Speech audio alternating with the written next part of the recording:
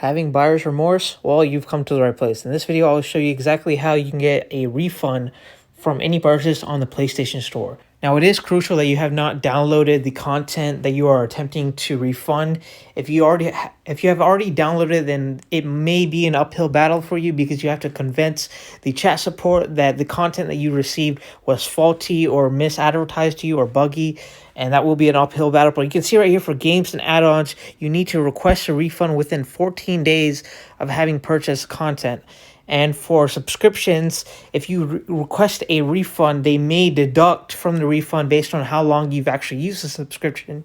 And generally, you're able to request a refund for a pre-order at any time. But if you have purchased the pre-order around 2 weeks before the actual content is set to release, like the release date, then you have 14 days to request a refund. So to actually get a refund, we're going to need to contact the customer service. And to do that, it's going to be a different link for everybody, but I will include the United States link in the comment section below. But you can see right here, contact support, and then you click on PS Store and refunds. And we're going to click on PlayStation Store refunds, and it's basically going to show you the forms of contact that you have to get in touch with PlayStation Store representatives. And for my case, it was a live chat, and you can see we need to contact them within a certain amount of hours. Their hours of operation, it may differ depending on what time zone you're in or what country you're from. But right here, you can see that we're chatting with customer service, and it's going to ask you a bunch of questions like, are you the owner of the account?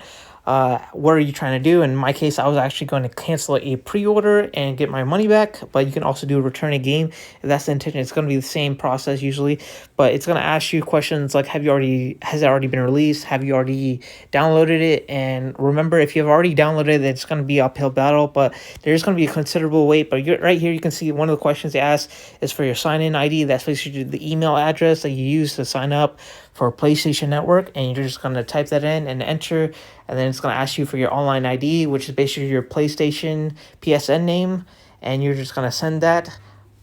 And basically, then it's going to be a considerable amount of time, depending on what time you contact the live chat. For me, it was about like 25 minutes, 30 minutes until I actually got into contact with somebody. But once I did, they asked for my contact email, my phone number, my first and last name. All information already provided, but I guess they need to reaffirm that. But I went ahead and sent that to them, and he got to work right away. Basically, he asked me a couple questions like, okay, what game are you trying to refund? What's the date you purchased it? What's the amount that needs to be refunded? And what is the reason? You can put any reason, usually for games that you have not downloaded yet or add-ons you haven't downloaded yet. But I put wrong item order because I didn't really want to play Dead Island 2 after watching gameplay. But you can see right here that afterwards he was able to process a refund to my account. Now in my case, I did use PSN store credit to actually make the purchase, so I basically got the refund to my PlayStation account almost instantaneously, $69.99, the full amount. But if you use a credit card or a different payment method, it may take slightly longer, around 3 to 5 business days. So I'll just keep an eye out for that. But yeah, that's basically all you have to do to get a refund. I hope you guys really found this helpful. If you guys have any issues at all, leave them down in the comments section below, and until next time.